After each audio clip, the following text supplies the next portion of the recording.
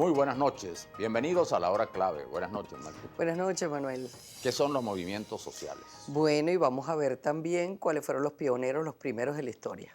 El concepto de movimientos sociales se ha aplicado con amplitud a una serie de intentos colectivos para producir cambios en las instituciones sociales, desde el proyecto revolucionario de crear un nuevo orden social hasta toda clase de transformaciones en el sistema de normas, significados y relaciones sociales. Por lo tanto, un movimiento social es una agrupación de personas que ante un conflicto se organizan e intentan cambiar el rumbo de la sociedad hacia otro derrotero.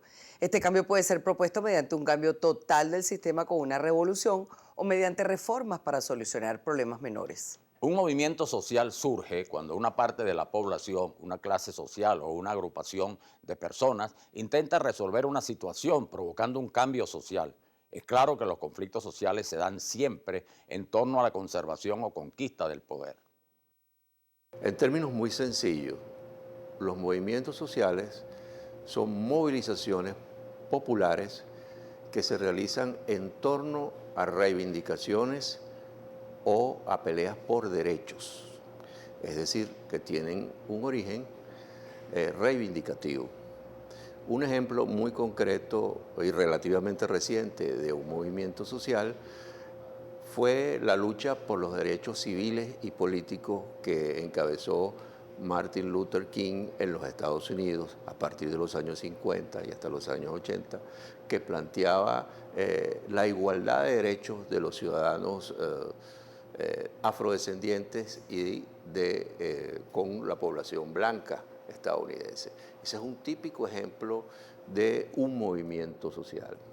Otro típico ejemplo, para que pueda ser entendido rápidamente, fue el movimiento Solidaridad, que encabezó Lech Wałęsa en Polonia, que fue un movimiento que nació del movimiento obrero y que progresivamente se fue convirtiendo en una lucha social, reivindicativa y política por la libertad de un pueblo.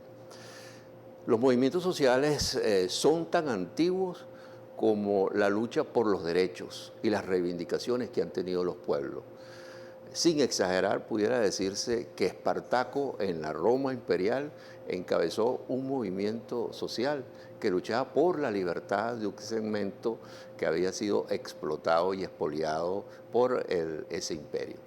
Los movimientos obreros, dando un salto en la historia, en Inglaterra, que peleaban los trabajadores por unas jornadas de 8 horas, cuando estaban sometidos a jornadas de trabajo de hasta de 16 o más horas, constituyeron también los inicios de los movimientos sociales. Hay un académico francés, llamado Lorenzo von Stein, que fue el primero que introdujo el término movimientos sociales en el mundo académico. Él los denominaba y los consideraba como movimientos reivindicativos que surgían de los déficits que presentaban las sociedades capitalistas en aquella oportunidad. E hizo un estudio sobre los movimientos sociales en Francia, sobre esas protestas que se hicieron.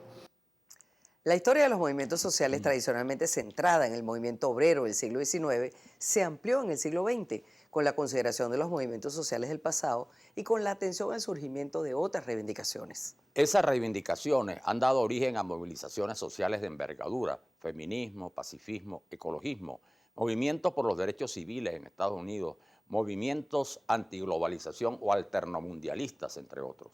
Pero los movimientos sociales no son cosa moderna. Hace unos 5.000 años se consolidó en Egipto la propiedad privada de la tierra. 10 siglos después se generaliza la esclavitud, motivando en 1750 a.C. la primera rebelión de esclavos y campesinos durante el llamado Imperio Medio, cansados como estaban de la brutal explotación en las pirámides y grandes construcciones. En Mesopotamia, y particularmente en Babilonia, ocurrieron rebeliones similares por causas parecidas, y luego cuando las leyes de Hammurabi establecieron protecciones especiales a los dueños de esclavos.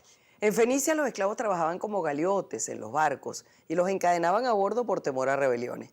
En Creta, en 1450 a.C., los campesinos y artesanos prendieron fuego a los castillos, haciendo entrar en crisis el poder de los terratenientes. China fue la región asiática donde se produjeron más rebeliones.